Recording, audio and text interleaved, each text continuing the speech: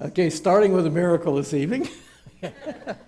Any dinosaur hunters here? Anybody ever wish they could go on a dinosaur hunt? Oh, look at that. Okay, yeah, there's our youngest one. I thought, oh, there's a whole bunch of them over here. All right, yeah. Well, I got some good news for you. Some of you might have been a little shy, but today you don't really need a high-powered rifle to hunt dinosaurs. What do you need? Need a pick and shovel. Okay, today we find dinosaurs among those billions of dead things buried in rock layers, laid down by water all over the earth, the things that we call fossils. The absent-minded professor. What is that clicker up here? Yes, okay. You get started and I'll help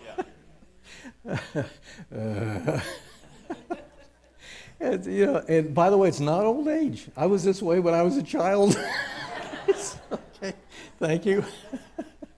Yeah, I always had students running errands for me, and my office was right off to science labs. Oh, wait a minute, I'll be back. All righty. Well, anyway, we'll talk this evening about dinosaurs and the Bible. And a lot of time, even Christians, you say that, well, wait a minute, how can you talk about dinosaurs in the Bible? Dinosaurs lived and died millions of years before the Bible was ever written. And, obviously, can't talk about dinosaurs in the Bible. And I've looked. The word dinosaur isn't in the Bible. Well, there's an easy reason for that. The word dinosaur wasn't made up until 1841. To me, that's one of the most remarkable things. I'm sure young people were digging up awesome bones, finding them, bringing them back to their parents, their teachers, their tribal elders. What is this? What is it? Be quiet. And so it wasn't until 1841 that science got interested in these things. And you find out that animals who match the description of known kinds of dinosaurs are in the Bible. One of the most familiar passages is in the book of Job. And this is Job's answer to prayer. God answers him out of a whirlwind. Where were you when I laid the foundations of the earth? And he starts reciting the wonders of creation, the stars he calls by name, the wild horse, the ostrich. And then he gets to this animal. The people who translated the Bible into English didn't know what it was. And so they were honest enough to admit it and not to translate it. They just transliterated it, made the Hebrew pronounceable like Yahweh into Jehovah. And so, behold now behemoth, which I made with thee. This is an animal Job knew about, just like all the other animals that God was talking about. Otherwise, there wouldn't be any point in talking about it. Behold now behemoth, which I made with thee, has bones like bars of iron. His strength is in the muscles of his belly. He can hold his mouth against the mighty rushing waters of the Jordan River at flood stage. And he has a tail like a cedar tree. Well, of course, some modern, quote, scholars, unquote, say, well, obviously it's a hippopotamus. A hippopotamus is a big animal. At one time, it would have been in the Jordan River. And, of course, it has a tail like a cedar tree, right? I don't think so. But all through Scripture, cedar is a symbol of strength and power. And a hippo just has a little flap, like this. That's about all it is, the size of the palm of your hand. Well, some say, well, it's probably an elephant. Well, does an elephant have a tail like the thick trunk of a cedar tree? No. The Bible would describe that as a reed or a little piece of rope. The only thing that really matches are the sauropod dinosaurs, the long necks. This one used to be called Brontosaurus. Well, it turned out that was a mistake. The head of one dinosaur on the body of another one. So the name nowadays is Apatosaurus, and it just so happens I brought one with me tonight. Okay. Okay, quiz time. Oh, did Pastor Kopic have a chance to tell you there'd be a quiz? Oh, okay. Well, do the best you can. Okay, it's just a hands-up quiz. Hands up all those who think that what I'm holding in my hand is a life-size model of the mighty behemoth that once stalked the earth. How many of you here could actually hold a behemoth in your hand and pick it up over your head and do exercises with it? Oh, there's one. Well, there's another one over here. Hey, there's another one over there. Yeah. Maybe you guys ought to stand up and take a bow. All of you should be able to do that. This is a life-size model. An actual size behemoth was when? When it first hatched out of its egg. Aha, you've been evolutionized. Hollywood is always picturing battles between the great big dinosaurs and Tokyo being tramped out by Godzilla, once and again. And we forget that dinosaurs hatched out of eggs. In fact, dinosaur eggs are among the fossils that we find of dinosaurs. Okay, this is just a replica, not a real one. We have a real dinosaur egg in our museum from China. Former student with a great ministry up in Canada gave that to us. This is a little Triceratops as it first hatched out of its egg. By the way, this one, even though I bought it pretty cheaply, is actually literally the size of an Apatosaurus, is exactly this size when it first hatched out of its egg. And none of the dinosaur eggs were as big as footballs. Many of them were even smaller than chicken eggs. So there's a little Protoceratops. Here's a chicken egg and some other dinosaur eggs like that. But they didn't stay that small. When I was a child in Florida, you could actually buy baby alligators and keep them as pets. Of course, you get them, they're about that long. Next year, they're about this long. Next year, they're about this long. Now you're letting them go, trying to sell them to a zoo, get rid of them somewhere in there. They can grow fairly fast. And they did really get quite big as adults later on. But here's a little girl petting a mama dinosaur with some baby ones around her feet like that. And so all the dinosaurs started small. Some stayed small. A most astonishing thing I'm going to tell you all evening is that the average dinosaur was would have come up about waist high on me. Okay, just about this high. And that's the average. That means a lot of them were smaller. There were a lot of chicken-sized dinosaurs and things like that. Some of them did get really big, but only some of them. Well, let's face it. Most of you got a 0 on that first quiz. Well, as my students will tell you, I'm an expert in extra credit. So I'm going to give you a makeup quiz. And if you can tell me right away, you can go ahead and shout it out. You don't even have to raise your hand. What dinosaur is this? Hey, there, okay, you guys all got it. I thought there'd be at least some adults that would know what this was. Okay, T-Rex, star of stage, screen, and television. And so this is one of the most awesome of all the dinosaurs, the most ferocious. By the way, this is the old-fashioned model that's now considered incorrect with T-Rex standing up. Well, now it's pictured as walking over with its tail sticking out as a counterbalance, not dragged behind, and the mouth down near the ground. We'll talk about that in a second. Second part of the quiz, if you want to get an A, how many people here would say this is a life-size model of the mighty T-Rex that once roamed the earth? Hey, there we go. There's the fast learners. Any medium-speed learners? Any slow learners? Yeah. Okay. Some of you wouldn't vote for anything and deserve the government you get, so there. All right. And so sure enough, this is a life-size model. This would be the size of actually, it's a little bigger than T-Rex would be when it first hatched out of its egg.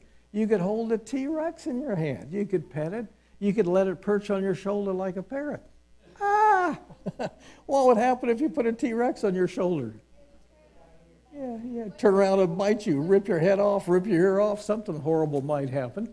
And it certainly has a reputation, as a ferocious thing with all those sharp teeth, ripping and slashing into other dinosaurs or whatever it wants to.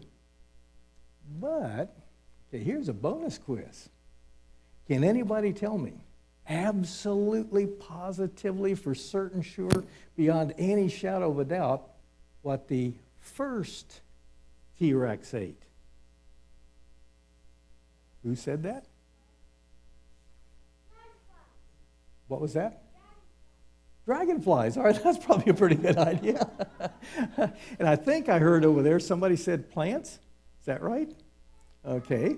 And that would be the right answer. Dinosaurs as well as T-Rex, all the dinosaurs. Other animals were originally designed just to eat plants. That includes our first parents. And so this right there in Genesis 1. How many of you knew T-Rex was in Genesis 1?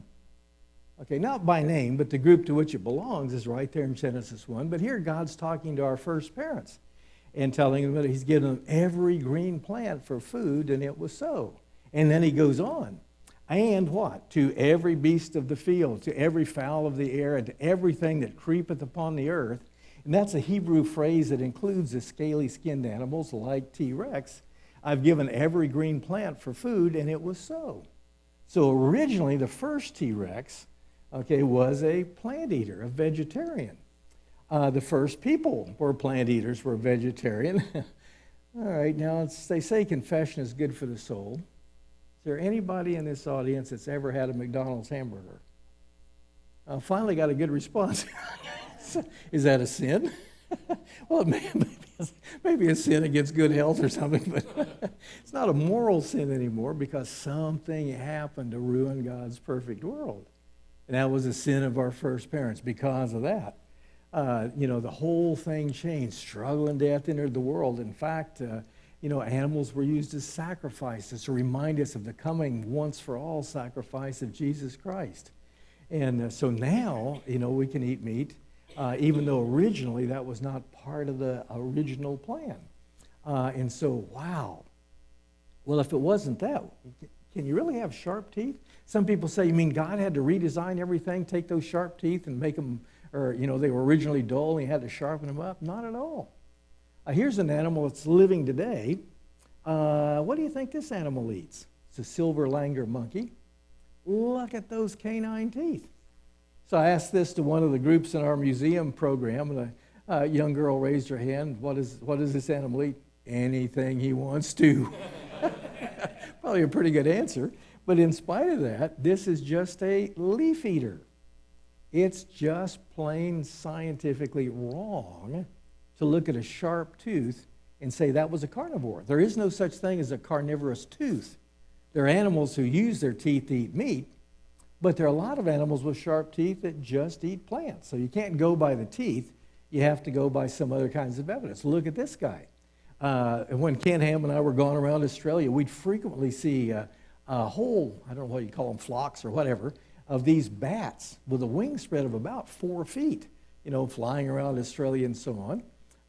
And it's called a flying fox because it has little fox-like teeth, and yet it's the fruit bat. And all it eats is fruit. Look at that. That's what the skull looks like. If you only had a fossil of that, can you imagine what evolutionists would say? Boy, there's a vicious predator, was ripping and tearing into things in the world of the past. No, it rips and tears into bananas, mangoes, papayas, things like that. And so, well, here's an animal I hope you run into, something the size of a mountain gorilla in South America. Look at the T-Rex teeth. There's great big conical teeth at the bottom. What are those? They're banana peelers. It grabs bananas, hooks the skin over the big teeth, pulls the skin off in one motion. And the Nature Encyclopedia says even when they're cornered, they don't use these big teeth for aggression at all. Well, now here's the scene you don't want to meet. Grizzly bears are put in order carnivora, means meat eaters, which actually is not characteristic of the group. What's one of the most famous members of the bear group that's not a meat eater?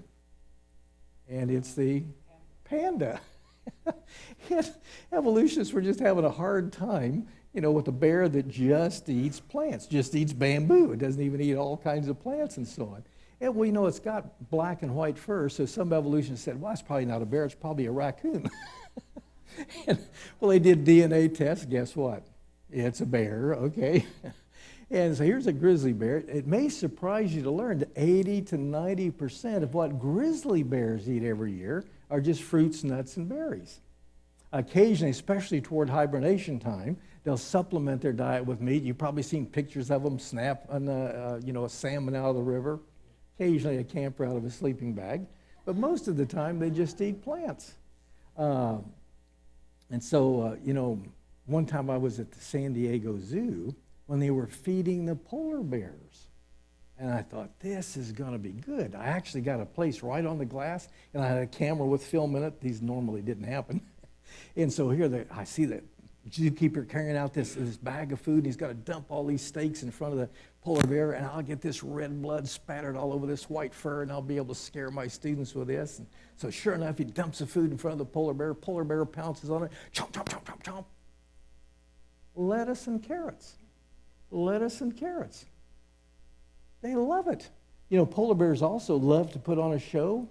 And, a lot of zoos now, have places where you can observe polar bears putting on a show, and this guy was bouncing a ball all around and so on, and he looks at the audience to see if he's getting applause.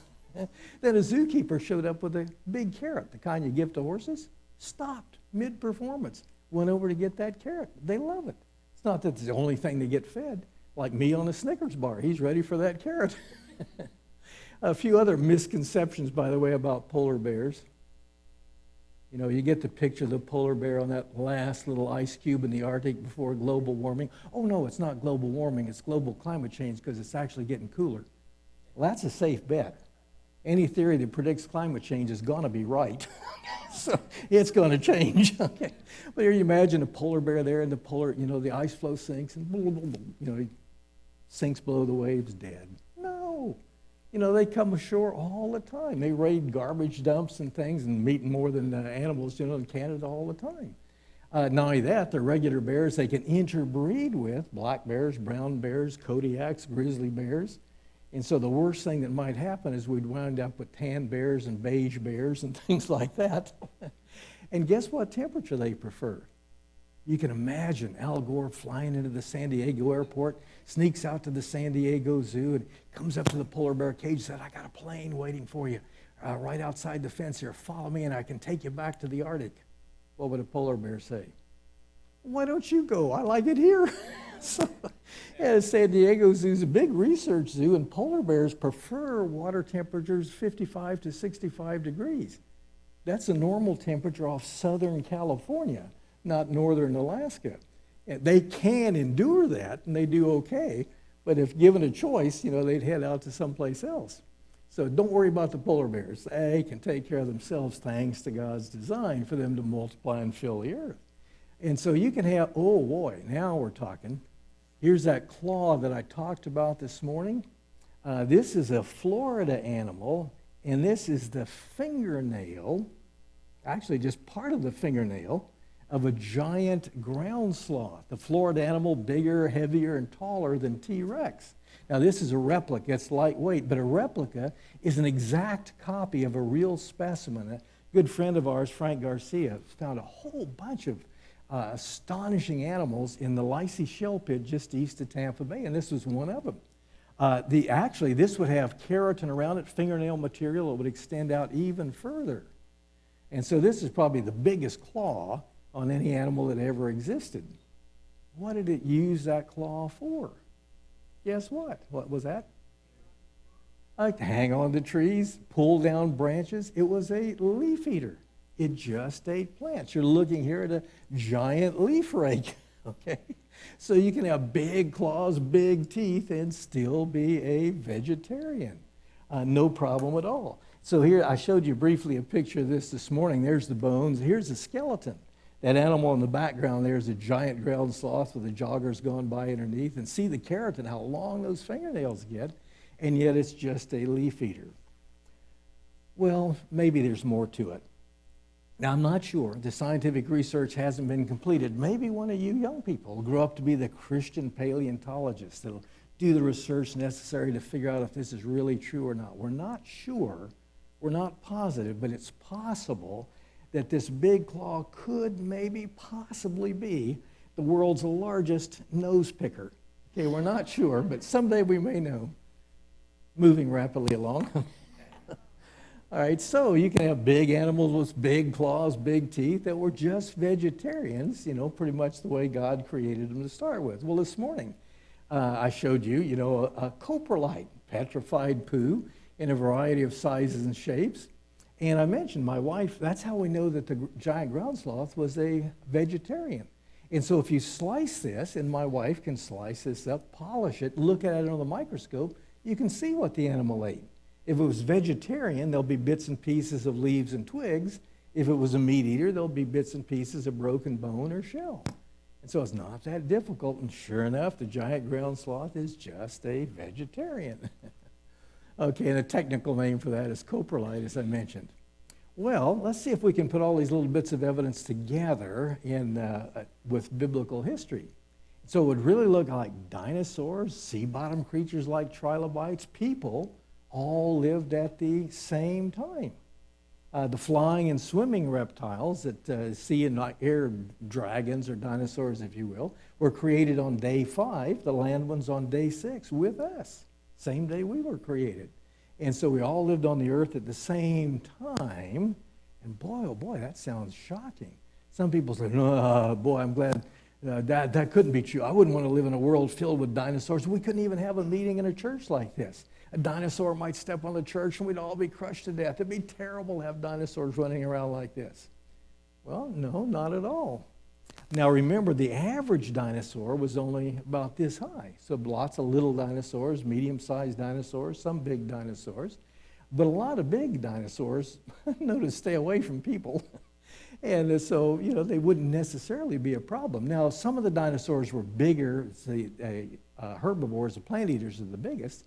But in India, what about elephants? Do people run in fear from the great big elephants that are running around loose in India? No. They use them as farm animals. Kids hop on their back and ride them into town to get groceries. And so you can associate with, be around big animals, and it's no problem at all. So don't let that frighten you away. All lived at the same time. Day 5 animals, day 6 animals. And guess what? Some people say we're still living with the dinosaurs.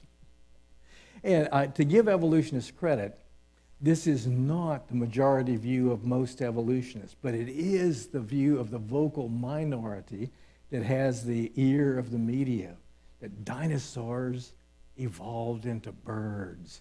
And that was the first guess after Darwin came up with this idea, and they just won't give it up, no matter what the evidence is. And so, if that were true, you could go to KFC, should be KFD, and order Kentucky Fried Dinosaur. That would show how up to date you are. And here's an example from the Cincinnati Zoo. I've taken tours through the Cincinnati Zoo. Most of it's really good. But they have this dinosaurs went extinct millions of years ago, or did they? Now, they're not questioning the millions of years. That's what they should question. No, birds are essentially modern short-tailed feathered dinosaurs. Well, what are the smallest? This is the Nature Encyclopedia. Kids do reports on this in school.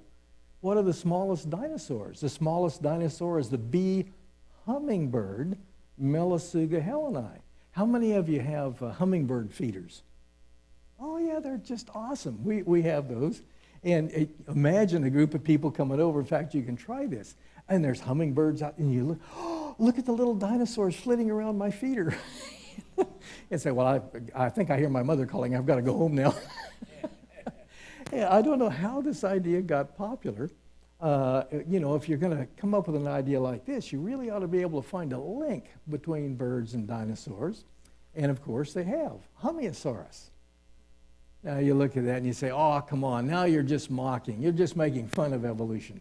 Obviously, evolutionists don't believe birds evolved from a T-Rex group. They would have evolved from the pterodactyls, the flying reptiles. At least they'd have a head start. They'd be able to fly. No. Evolutionists who believe this think they evolved from the T-Rex group. Well, now, how could you get anybody to fall for an idea like that? Answer, call National Geographic. Okay, and this is a November 99 issue of National Geographic, a big lead article on the cover, Feathers for T-Rex. Now, I still subscribe to National Geographic because they got great pictures. But even when I was an evolutionist, I used to get hopping mad at National Geographic because they got the evolution story all balled up. Well, here they went whole hog for a specimen smuggled out of China. This is where all the activity is centered on today.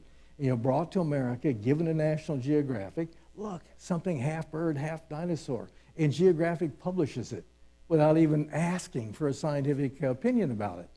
And Storrs Olson at the Smithsonian, another big scientific institution in Washington, wrote a scathing open letter accusing National Geographic of sensationalistic, unsubstantiated tabloid journalism. The kind of stuff you get at the grocery store checkout line. It doesn't really need any research. And sure enough, it was the missing link that was. It only took them 3 months. It took them 40 years to find out Piltdown was a hoax. It only took 3 months, even for the evolutionary community, to find out this was a hoax. It was a piece of bird fossil and a piece of dinosaur fossil glued together. The rock colors didn't match. The blob of glue was obvious down the middle to everybody but National Geographic. And the quote scientist, unquote, that smuggled it out of China against international protocol and everything kind of apologized, but that rings a little bit hollow. So when you see stuff like this, take it with a grain of salt, wait for somebody to try to check and confirm it. Most evolutionists actually believe that dinosaurs did become extinct. The big question is why? What happened to them? What wiped out these awesome creatures? Well, here's the Gary Larson theory from Farside. I'll let you meditate on that for a moment. So that's better than some theory. Carl Sagan thought they died of constipation when a laxative plant in their environment went extinct. So there are all kinds of theories. But all the theories, even like this one, would affect just some dinosaurs in some environments at some times in some places. And really, they seem to have disappeared all over the earth in multiple different environments, all at the same time, suggesting a worldwide cause. And so evolutionists have finally accepted one major worldwide catastrophe. And that would be, what is it? According to evolution, what did end the dinosaurs? I bet some of the young people know. What was that? Meteor. I heard somebody say meteor. Okay, yeah, all right. And so according to evolution, it was a meteor shower. You know, rocks from outer space, asteroid bombardment, that wiped out the dinosaurs on the land, wiped out the ammonites, great big complex, shelled squids called ammonites. And interestingly enough, left the flowering plants totally unaffected, like nothing ever happened. So it was an interesting kind of a meteorite, but at least they got the idea. It takes a worldwide disaster to explain simultaneous worldwide extinction of animals from lots of different environments. Well, does the Bible talk about any worldwide disaster? Yeah, it does, doesn't it? And so could this have something to do with Noah's flood?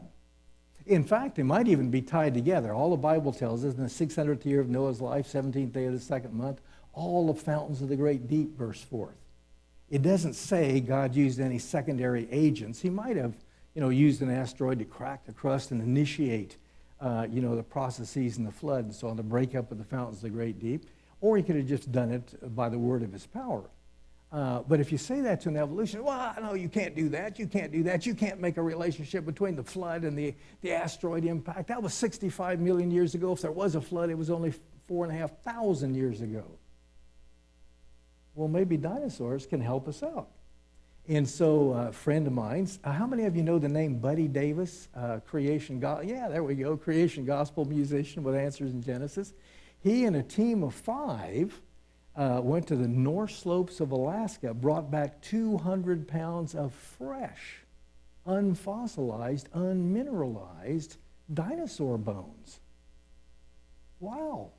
Not even fossilized. Well, you say, well, sure, that's no problem. They were in the ice, the permafrost. That's what preserved them. Well, according to evolution, creationists, and everybody else, the ice up in the Arctic and the Antarctic is only recent. It's only a few thousand years old. For 64.95 of this last 65 million years, according to evolution, it was a tropical wonderland. You find alligators and palm trees buried as fossils on the islands above Canada. You find them under the ice in Antarctica. So the ice couldn't have preserved something that lived 65 million years before the ice showed up. I did see a program one time. I thought, oh no. One of the networks was doing a big program on dinosaurs, and I just thought, I don't want to watch this. They're just going to run down the Bible. They're going to ridicule Christians. They're going to mock creation, and they're going to get all their facts wrong. But people are going to ask me about it, so I better watch it. So I can get a notepad and start watching. Actually, it turned out to be a pretty good show. And at one point, they actually interviewed famous Canadian paleontologist. I've actually hunted fossils on his farm, not with the success that he had, Phil Curry. And Phil Curry's one of the dinosaur bird hunters over in China, among other things. And so the interviewer put a microphone to Phil Curry and said, Dr. Curry, what do you think of these reports of fresh dinosaur bones from the North Slopes of Alaska? Boy, I perked up. I thought, what's he going to say? And, was he going to say, well, that was just ice. They were just preserved because of the ice. He didn't say that because he knew, even as an evolutionist, the ice hadn't been there for more than a few thousand years. That wasn't going to work. Well, was he going to say, that's just a hoax. Those aren't dinosaur bones. Those are just bison and cattle and caribou and stuff like that. That's just a hoax. That's something creationists made up. And he didn't say that either because he knew full well they were dinosaur bones. It's easy. That is for someone with a proper training to recognize the difference between reptile and mammal bones. And not only did they know they were dinosaur bones, they knew which one. A lot of them were Lambeosaurus, hadrosaur, duck-billed dinosaurs. And so they knew they were dinosaur bones. They knew it couldn't be preserved in ice. And they knew they couldn't last very long if they weren't preserved. So now, the interviewer's holding the microphone. Phil's looking at him. And time passes. Finally, he looks up at the interviewer and just shrugged his shoulders. Didn't say a word. Anything he said would just make Bible-believing Christians look good. So he just didn't say anything. And you know what happened next? Boy, the interviewer realized he had caught a major evolutionist in a trap. And so he rushed out, and called his home office back in New York. Get me on a plane. Get me up to Alaska. I got to get up to the Umeo, and then you hire somebody to get me out to this north slope of Alaska, along the, I forget the name of the river right off. Get out to that river. Get me up there. We got a story. It looks like evolutionists have been lying to us about dinosaurs all this time. And they knew it, and they're afraid to admit it. Is that what happened? No. Here was a story of a lifetime, a Pulitzer Prize, a Nobel Prize in literature. And he let it slide. Probably thinking, am I going to keep my job if I bring this up? I don't know. But isn't that awful? I mean, that was a story, and yet it'll never get told, or not for a while anyway. Wow. And that's only the beginning of it. I showed you some more this morning, didn't I? And so here's T-Rex, a new posture with a tail sticking out, and the teeth down here near the ground, and it can't really run. Jack Horner was the science expert for Jurassic Park film, and he mentioned that really that Jeep in Jurassic Park could have gotten away from the T-Rex in second gear. He wasn't really built for speed. And he's down here with his head so low he can't really scan the landscape for suitable prey. And his teeth are right down there near the ground for ripping and slashing into watermelons, pumpkins, cantaloupes, things like that. But what I mentioned this morning, Jack Horner, science expert for Jurassic Park film, found a T-Rex in the wild mountain country of Montana, organized a team to collect it. There haven't been very many fairly complete T-Rexes found, only about 5. So he got this team together. They go out there to excavate this. One of the team members is Mary Schweitzer from North Carolina State University. And she's trained in forensics, study of dead bodies and all that. So they're out there, and they find this T-Rex, and they do what we do in Florida when we find mammoth bones, big ones, wrap them up in plaster, usually splint them with some branches or 2x4s, whatever's handy, and then wrap plaster around them. So when you pick them up, sometimes, and you get them out of the ground, they'll snap and break, and now how do you put it back together? So you wrap it up first, and then if it does break, it's still all together, and you can glue it back to shape in the lab. So that's what they did. Well, this was such wild country, they couldn't get a truck in there. They'd already hired a helicopter. Helicopter couldn't lift it. Now what? Well, one of the team members said, well, we got it wrapped up in this plaster jacket. Let's just make some marks on it, cut it in half, get back to lab, we can line up those marks and put it exactly back together. And that's what they did. Okay, now, I gave you a hint. Maybe I even told you this more. I guess I did say it. When they cut open this T-Rex leg bone, and according to where it was found in the rocks, it was 68 million years old if it was a day, okay? They cut that T-Rex leg bone open. What did they find on the inside? Blood. The thing was practically bleeding. And so this is a picture I showed you briefly this morning. It's red like that. It looks like, and it's squishy. Okay, and you see there in the bottom right, these are close-ups of some of the blood cells. A little dark spot is the nucleus. There's dinosaur DNA. Here's a blood vessel. And at first, the evolutionists made up all kinds of stories, but they just didn't hold up. The only time I ever watched 60 Minutes, somebody called me and said, Mary Schweitzer's on 60 Minutes. She's going to talk about the T-Rex blood and blood vessels. So I tuned it in just in the right time. She had a little block of this T-Rex, and she grabbed one of the blood vessels, but with a pair of tweezers, and the camera zoomed in. Now, this is a, quote, 68 million year old T-Rex, grabs that blood vessel with tweezers, pulls it up, stretches it out, let's go, snaps right back. A lot more stretchable than my blood vessels. After you reach a certain age, your blood vessels, et cetera, lose their snap. So this was a young, healthy T-Rex right up until the moment it was drowned in the flood. By the way, evolutionists do believe, it was a flood deposit, not the flood, but a flood. And all this stuff still preserves 68 million years? Yeah, I don't think so. And evolutionists at first lied, fought tooth and nail, made up outrageous claims, anything to try to get this from getting out to the press. And it still got out. And then what did they find?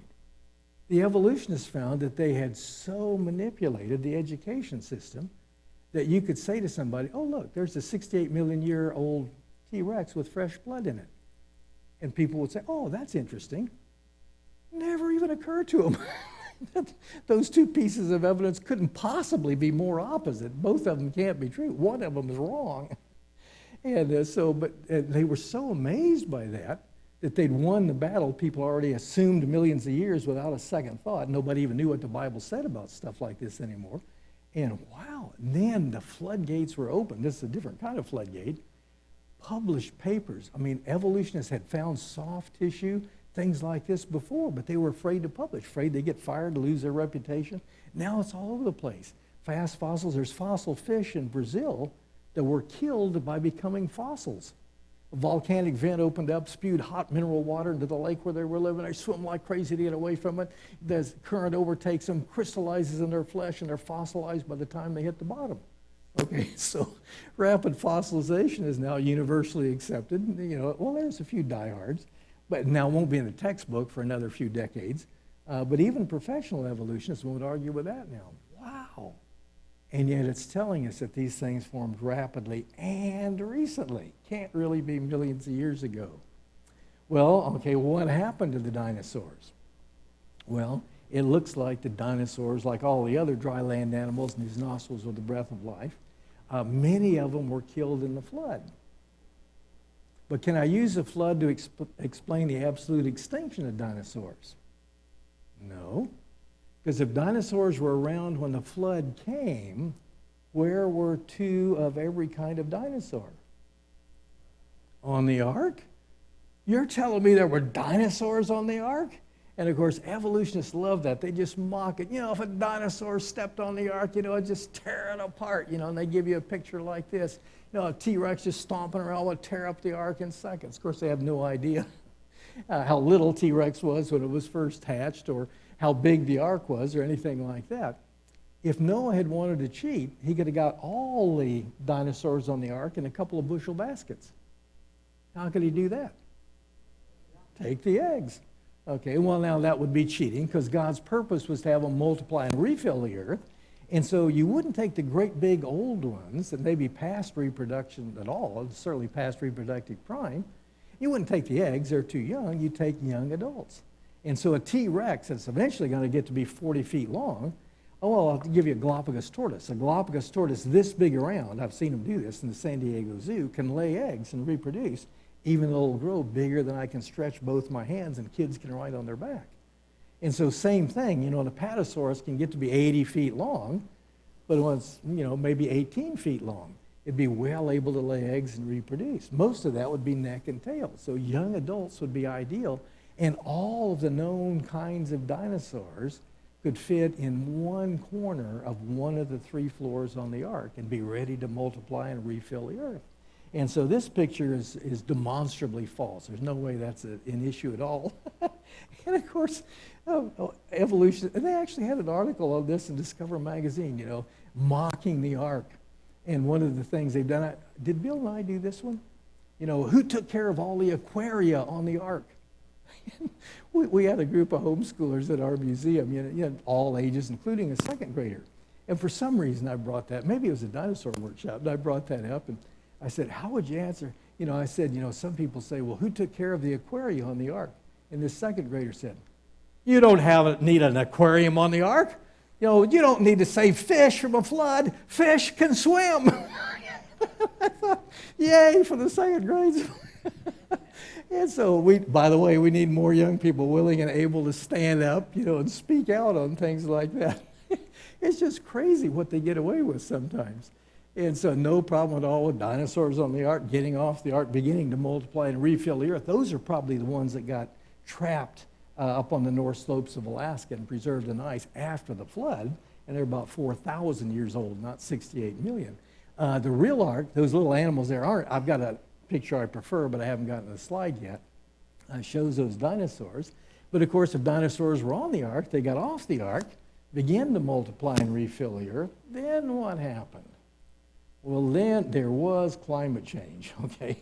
But it happened, 4,500 to 4,000 years ago, and it still took 500 years. And there used to be lots of giants on the earth. Dragonflies with a 27-inch wingspread. Those would be the kind that T-Rex might be looking for, huh? Great big dragonfly. We have a replica, an exact copy of a real specimen of a giant beaver from Florida, from the Lysee Shell Pit, next to a modern beaver. Wow!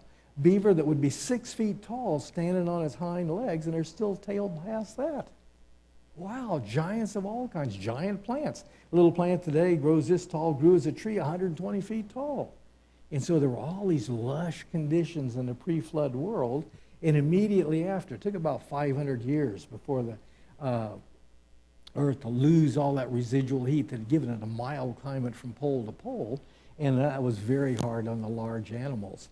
This is one I showed you this morning, the mammoths and mastodons that migrated all the way down into Florida. Some of them to get eaten by the local Indians and turned into various things. Here we actually have the record holder.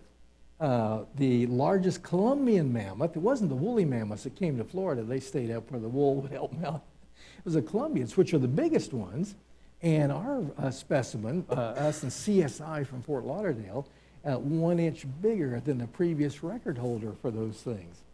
And so we have lots of giants, but most of these have died out or they live in small populations in places now. But it wasn't just Noah that knew about dinosaurs and so on. There were others that had seen live dinosaurs. The Greek historian Herodotus described flying dragons so well that we know it was Rhamphorhynchus rather than Pteranodon. People shipped to the British Museum in the late 1800s, boxes labeled sea dragons. And they're now like members of plesiosaurs, mosasaurs, ichthyosaurs, things like that were shipped to the British Museum. They recognize what they were, even though people don't know that anymore. We've been to the village in England where St. George is reputed to have killed a dragon. Right outside the village are the bones of a dinosaur that match the artistic depiction of the animal that he killed. And it goes on and on and on. There are cave paintings all around the world, all over the Americas. And some of these had features that at first were considered an error because scientists didn't know about it, and then they found dinosaurs that matched the features that had been drawn. And this Vance Nelson from Canada is actually, I had the paint carbon dated of these accurate dinosaur depictions in Peru with the help of a secular archaeologist down there, and sure, about 3,200 years old. These were known to the local Indians that lived there. Wow. And it goes on and on. Well, that leaves us with just one final question. What are dinosaurs? Best answer I ever heard, dinosaurs are missionary lizards. Paul Ackerman at the University of Kansas. And so they are, those missionary fossils. So they tell us about Christ as creator, Christ as sustainer. What do you find when you find a dinosaur egg? Find a little baby dinosaur created to multiply after kind. Unfortunately, it also tells us about God's judgment on the earth because of sin. So they show death and disease. Vance found an awesome bone cancer on a dinosaur fossil up in Canada. By the way, I forgot to show you the rest of the stuff here. This is a bone, real dinosaur bone, if you want to see that later. The coprolites are real. I've got that too. There's a bag full of those things. And of course, it reminds us of deliverance from judgment. Or another way to look at it, creation, corruption, catastrophe, Christ. And so the design on the dinosaur bones tells us about creation. their death and disease and disastrous decline, pointing to the corruption that followed sin, their preservation by minerals and deep burial in floodwaters tells us about the catastrophe of Noah's flood, and their deliverance from judgment initially. They did survive the flood. They did begin to multiply and fill the earth. There are still even a few evolutionists who call themselves cryptozoologists that think they might yet find some dinosaurs living on Earth today. And we kind of hope they do. And so now we can turn the tables. For years, evolutionists have been using dinosaurs in Saturday morning cartoons to lure young people. If you just plunk a little toddler, in front of a TV, and he watches dinosaurs rip each other to shreds and so on. After I talk about how gentle the original creation was and how, these could have been vegetarian. I don't know how many times I've had kids come up and, look at you can look at the fossils I brought, and a couple of guys will get together and they'll be doing a fight like this, and pretty soon it kind of looks like this. So, I saw one kid doing this, and I look over at him, kind of frown. He said, "Oh," he says, "this dinosaur is a dentist. He's checking this one's teeth." That's the kind of imagination we need.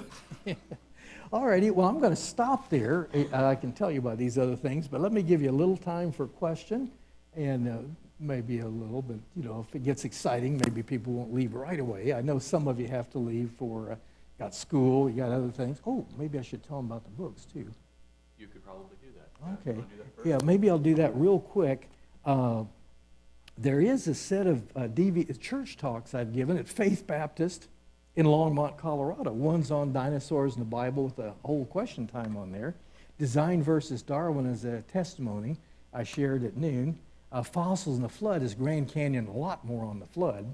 And then Starlight in Time is that one I was going to do for Sunday school that didn't. And there's you can get them as a group.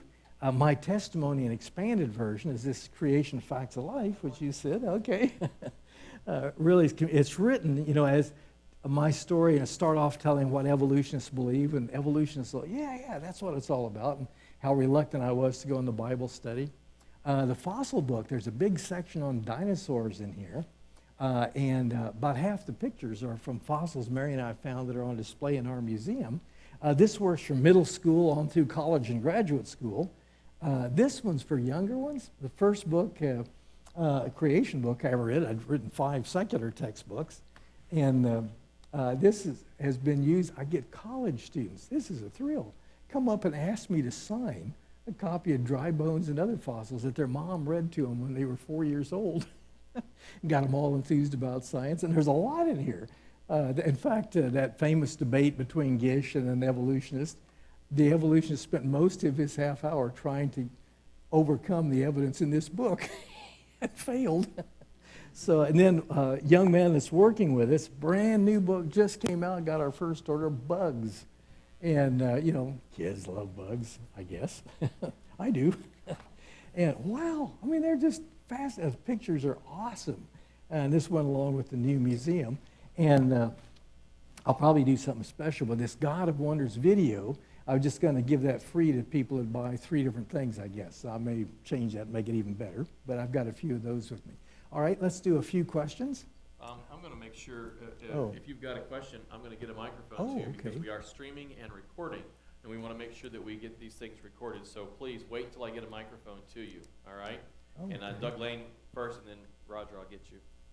So I want to say I really appreciate you being here. I've enjoyed all the praise the sessions Lord, that you've thanks.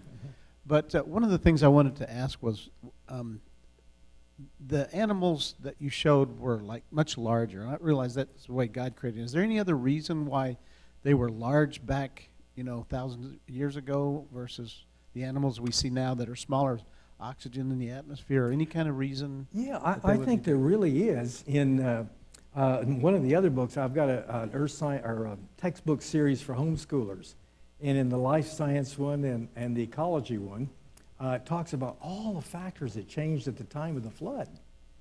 So the carbon dioxide levels went way down because a lot of the animals were buried underground and didn't release their carbon. Carbon dioxide is not a bad guy; it's a good guy. It's a source of food, that plants make food out of for animals and everything else. And so we live in a horribly deficient environment. And now we have lots of rain. The poorest soils in the world are the rainforest soils. Rain washes minerals away from plants. In the pre-flood world, it was brought up to plant roots. The percentages of gases in the atmosphere, especially carbon dioxide, it's only 0.03% of the atmosphere today. And it influences our breathing rate and our respiratory efficiency. All of these factors can contribute to that. Mutations building up because of the decline, the measured decline in the Earth's magnetic field. Hitting us with defects and diseases, dragging down genetic quality, shortening lifespan. After the flood, Noah still lives to be 950, 20 years longer than is recorded for Adam. And then it goes down, 800s, 600s, 400s, 200s by reason of strength, or 70, or by reason of strength, maybe 80. In other words, I've already passed my biblical expiration date. And these are all strange. And so there's a lot of reasons that you could explain why there were so many plants and animals and people. There are evidences of large people recorded in Scripture, but also recorded in cultures around the world, and actually artifacts and tracks left and things like that. Yes. In reference to what you spoke before, about the fossilized dinosaurs, fossilized dinosaur bone in Alaska. Where in Alaska, and who found it? And Colville River. I couldn't remember the river for a minute. The Colville River. C-O-L-D? Yeah, Colville, along the north slopes of Alaska, the area where they've got all this oil underground that they're leaving underground.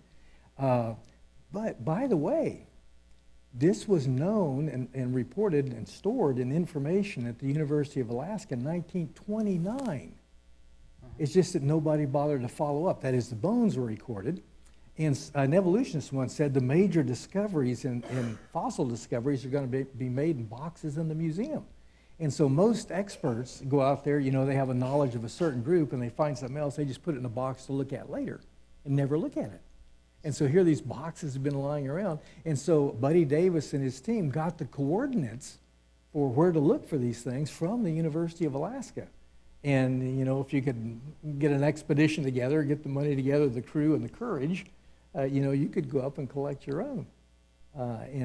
You'd need permission. And so we have some of these bones, by the way, in our museum. They got a big number. It's a tag, it's actually the federal government keeps track of these, but we're a 501c3 museum, so we can actually have them on display. So it's not really a secret, but evolutionists, they suppress the truth. Wouldn't that be a nice chapter in just a regular biology textbook? But I don't want to tell you anything that doesn't look like evolution. Yes. Best estimate how long should blood actually stay in the bones?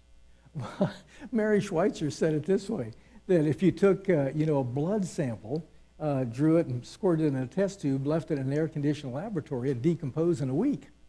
Okay, so it's not going to, now think of this, it's a Montana hillside.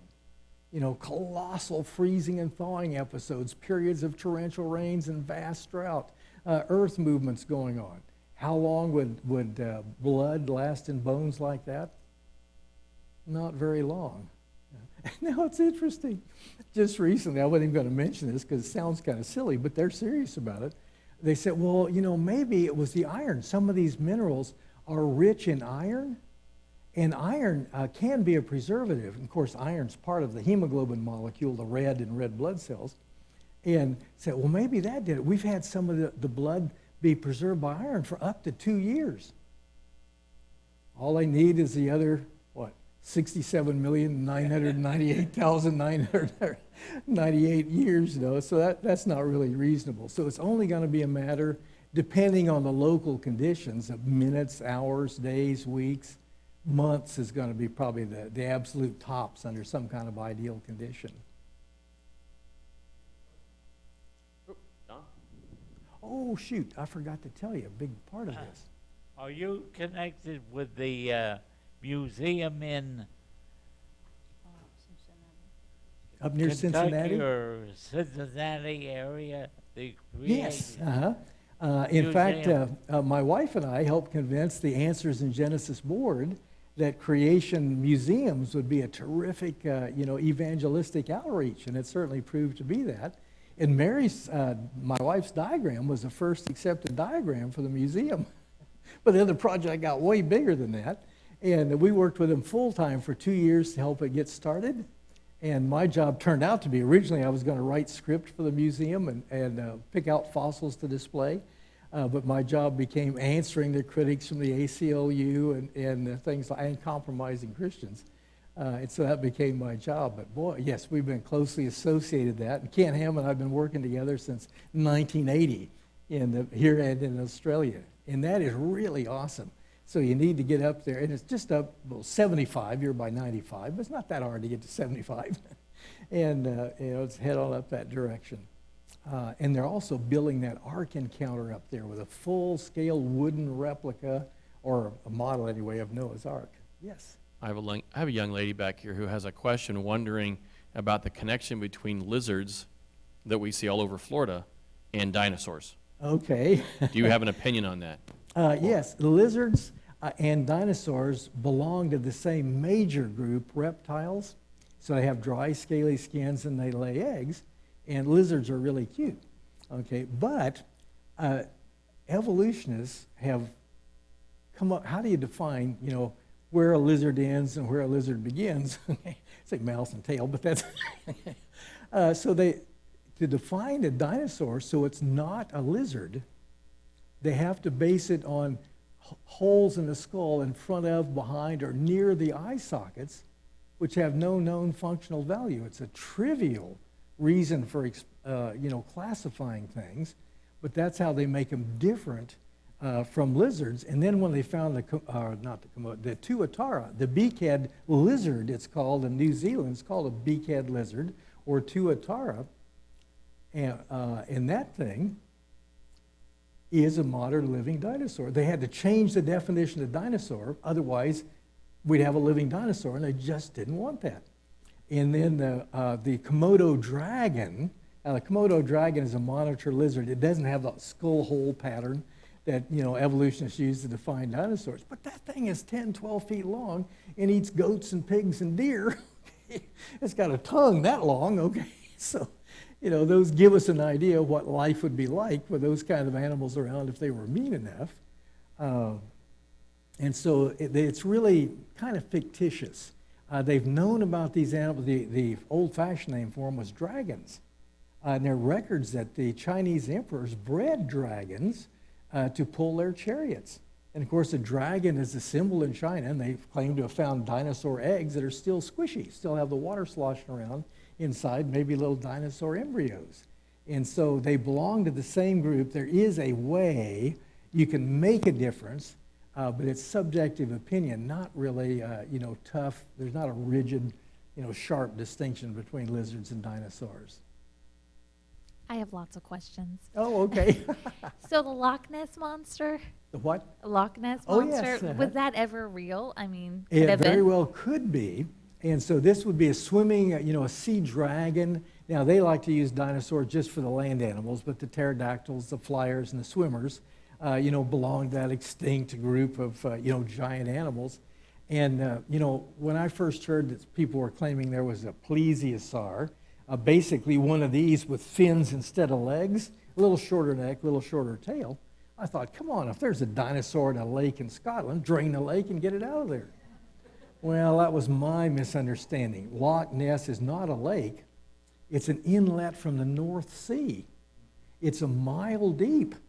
Okay, and it's got all kinds of nooks and crannies. You know how alligators have nests underwater, open underwater, and then come up into air tubes? And it opens into the North Sea. They can fish the whole Arctic and North Atlantic, which is one of the richest fishing grounds in the world. And of course, reptiles don't have to eat very often. So it's entirely plausible that they could stay. And many aquatic creatures have sonar far better than anything the Navy has come up with until just recently. By copying designs, we're finally getting close to God's gift of sonar to some of the underwater animals. And so they know you're coming before you know they're there. They have actually put little two-man subs in Loch Ness looking for these things, but it's so foggy, turn on a lamp and only shines that far in front. You could bump into a plesiosaur and you wouldn't know what it was till it turned around and looked at you, and that might be too late. I hate to say it, but if you ever saw the movie Water Horse, it wasn't, they didn't try to make it out like a plesiosaur. It was a story based on, an egg that was found that hatched into something that was very much like a plesiosaur that was living on the Scottish coast in the movie, during World War II, and that was part of it, and, there were cannons and all this kind of stuff. It was fiction, but it did make, you could see how plausible it was to have an animal like that living. And during the Vietnam War, scientists found an animal bigger than a horse that was unknown to science up until the Vietnam War. Been living in the jungle all the time. The coelacanth is a huge fish, gets up to more than 6 feet long, and fishermen have been catching it off Madagascar for centuries and eating it. One fish, serves a lot of people. Now there's another pod out in Indonesia because they had bones in their fin. When they found fossils of it, they thought, this is a fish that's evolving legs to walk on land. Then when they found the real one, it was a fish living in the deep ocean with stiff fins for steering it swimming, not for walking on land at all. And so there are a lot of things like that, large animals that are newly discovered by scientists every year.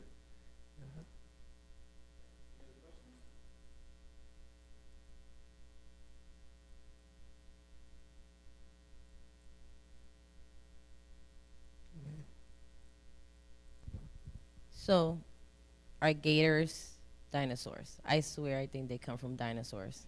Say that again? Gators, alligators. Oh, alligators. Alligators actually have a lot in common with dinosaurs. And you've seen the Florida billboards, come see our live dinosaurs. Okay, that's not much of an exaggeration at all. And so there are a lot of armor-plated dinosaurs whose armor resembles the armor plating of alligators, and we find their armor plating as fossils in Peace River. There was a fossil crocodile found 50 feet long that would have weighed more than T-Rex. Okay, so they are really something. We were way up in the north of Saskatchewan, one of the prairie provinces in Canada, and we were at the end of the road. After that, there weren't any more roads. You were in the Northwest Territories, and there were a couple of paleontologists from Saskatchewan. They were excavating what they first thought was a plesiosaur, and it turned out to be a crocodile. As they have crocodiles, and a big one. And we got to watch them for a while, talk to them about that. They were really amazed, and yet that's the way it was. So, in fact is, if you were going to clone a dinosaur, I would try a crocodile egg or alligator egg. They're two varieties of the same kind. They may be similar enough that the egg cell regulators can read dinosaur DNA. I don't know. Nobody knows. We just have to try it and see. But they're very similar. And so all of these animals, even the little lizards, let alone the Komodo dragon and tuatara, give you clues as to what these animals could have behaved like in a fallen world. So yeah, it's not much of an exaggeration.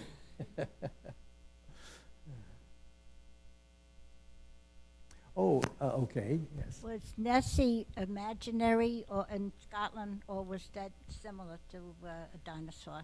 There's a real chance, it's certainly not proven by any imagination, but it could actually be real.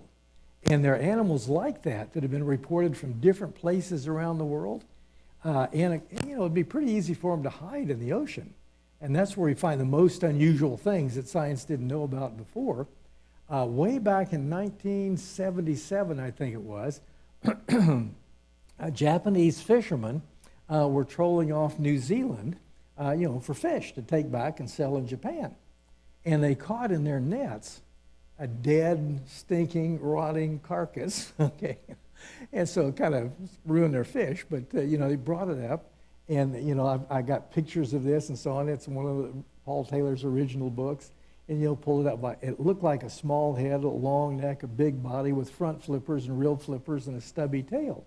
In other words, it looked like a plesiosaur, a Nessie, swimming around in the ocean off New Zealand. Now, something got it, either a giant squid or a pack of sharks or something had been killed, and it had begun to rot, but it really looked like a plesiosaur. And it surprised me that, several people, oh, no, it's a basking shark.